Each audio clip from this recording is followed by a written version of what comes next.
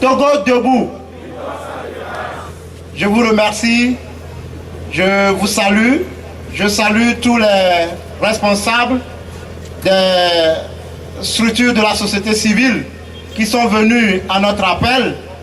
Je salue tous les responsables et les militants des formations politiques qui sont venus à cette rencontre citoyenne pour donner la parole au peuple togolais.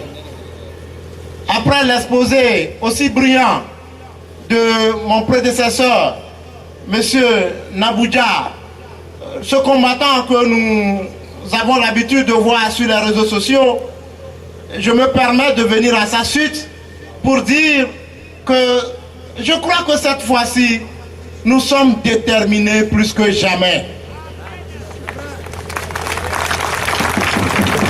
Nous sommes déterminés plus que jamais, c'est-à-dire que nous n'allons pas nous tromper et nous disons que cette fois-ci, nous devons conclure la lutte. Conclure la lutte, c'est-à-dire que le processus que nous avons amorcé depuis les années 90, ce processus, je crois, doit prendre fin en 2020, c'est-à-dire en 2020 au plus grand tard, le Togo doit réaliser ce qui est de plus cher pour ses citoyens, ce qui est de plus cher pour ses populations, le vœu le plus cher pour la nation tout entière, le vœu le plus cher pour nos pères de l'indépendance, c'est-à-dire l'alternance politique.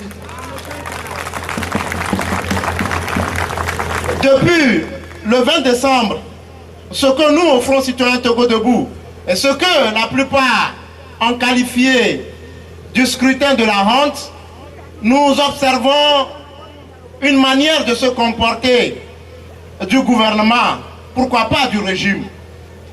Nous avons dit au niveau du Front Citoyen Togo Debout, et la plupart de vous l'ont constaté avec nous, que le régime a durci le ton. C'est-à-dire que la dictature a refait surface ou prend de plus en plus une ampleur démesurée. Et cette propension de la dictature à prendre des propensions de plus en plus démesurées, nous l'avons constaté à travers un fait. C'est vrai qu'entre-temps, le régime, le gouvernement réprimait les manifestations, mais après le 20 décembre 2018, avec le succès, le camouflet que le peuple togolais dans sa majorité a insufflé au gouvernement, à la CENI, à ceux qui ont prétendu organiser ces élections, à la CEDEAO, après ce camouflet, le régime a senti, le gouvernement a senti qu'il est massivement vomi par la participation abstentionniste des Togolais au scrutin du 20 décembre. Et c'est à saluer ce comportement qui a montré la maturité du peuple togolais à dire que nous n'allons pas participer à un scrutin de la honte. Nous ne pouvons participer qu'à une élection lorsque les conditions sont réunies. Le peuple togolais, comme un seul homme, a montré qu'il est mature désormais en démocratie. Et le durcissement du ton du régime s'est caractérisé par une politique répressive et restrictive des libertés. Les exemples font légion. Le mouvement Martin Luther King a voulu tout simplement manifester, une organisation de la société civile a voulu manifester pour demander la démission, la fin du contrat du sélectionneur des éperviers du Togo. Eh bien, lorsqu'ils se sont retrouvés, ils n'ont même pas fait un temps sur les lieux, eh bien la manifestation a été réprimée.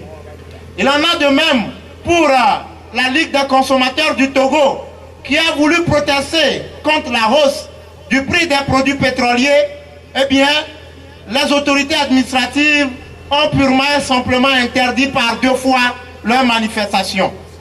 Et nous avons suivi l'interdiction des meetings, des formations politiques, de l'ANC, du PNP et d'autres formations encore. Mais nous ne pouvons pas nous taire. Parce que si nous nous taisons, je crois que nous sommes en train de rechercher nous-mêmes notre chute. Le peuple togolais, cette fois-ci, s'est levé. Et dès que nous sommes debout, nous n'allons pas reculer. Et depuis, lors de la manifestation du Parti national panafricain du 13 avril 2019, nous avons constaté un fait.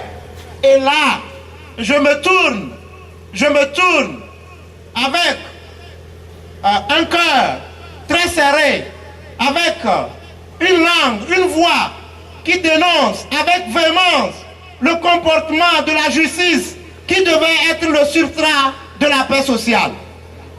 La justice est aujourd'hui utilisée, comme depuis d'ailleurs, pour embasiller les responsables de la société civile et leurs militants, les responsables des formations politiques et leurs militants. Un exemple, lorsque les jeunes ont été arrêtés le 13 avril 2019, ils étaient au nombre de 26 personnes. Cette fois-ci, la justice de mon pays, et là je suis en train d'ironiser, est allée à une vitesse de croisière. On arrête 26 personnes le samedi, le dimanche on les défait, le lundi c'est un lundi de Pâques, et le mardi soir, ces 26 jeunes sont passés en jugement et sont condamnés. Voilà, sans avocat. Voilà comment notre justice excelle. Cette justice qui devait être le dernier rempart contre l'arbitraire, elle est aujourd'hui utilisée pour servir les besoins d'une dictature. Nous n'allons pas l'accepter parce que la justice est rendue au nom du peuple togolais.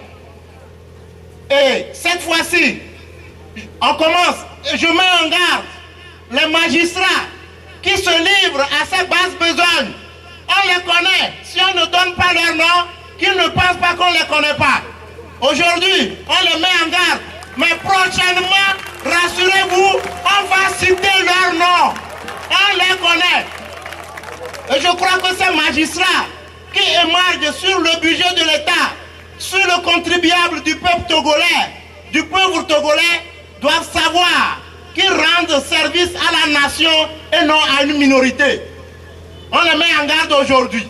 Mais demain, on va les citer nommément. Parce qu'on les connaît, ces magistrats qui servent de base besogne. On va les citer nommément. Et ce que je voudrais dire pour terminer, je dis que la dictature durcit le ton.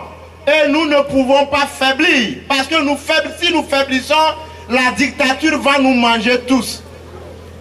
Les jeunes qui ont été arrêtés, vous savez ce qu'ils ont subi dans les locaux du SRI? Je vais vous dire ce qu'ils ont subi. D'abord, lorsqu'on les a arrêtés, comme à l'accoutumée, on les bastonne. Ils sont passés à tabac. Depuis la fourgonnette, d'ailleurs la manière dont ils sont interpellés, depuis la fourgonnette jusqu'à l'unité de détention. Et cette fois-ci, c'est vraiment choquant. Mais permettez-moi de vous décrire la scène. À part la bastonnade, de véritables bastonnades, retenez ceci. On demande à nos jeunes, de s'asseoir à même le sol, formant un cercle. Et on dépose entre eux les grenades lacrymogènes. Et on fait éclater la grenade lacrymogène. Et on demande à nos jeunes de ne plus fermer les yeux et de regarder le gaz. C'est ce qui se passe. C'est ce qui se passe. Voyez comment la dictature durcit le ton pour interdire aux gens de manifester. Nous allons le dénoncer.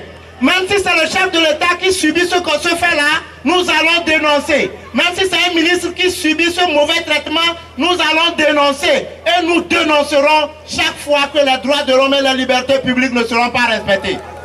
C'est pourquoi vous voyez comment le danger est en train de guetter la cité.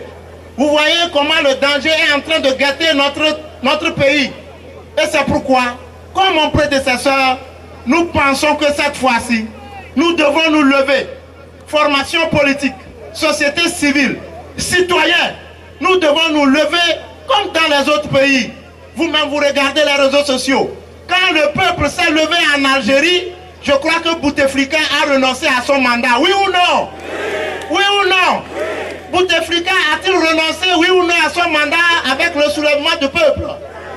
Il a renoncé. Les Togolais, je pense que nous devons nous lever. Quand la population soudanaise s'est levée, Omar Béchir est-il parti, oui ou non? Il est parti, oui ou non? Peuple togolais, je crois que nous dormons. Et ces deux exemples doivent nous servir de leçon. Que lorsque le peuple se lève, lorsqu'il prend ses responsabilités, prend son destin en main, plus rien ne l'arrête. Plus rien ne l'arrête. Je crois que je vais m'arrêter là et je vous remercie pour votre présence massive à ce meeting, à cette rencontre citoyenne du Front citoyen Togo Debout.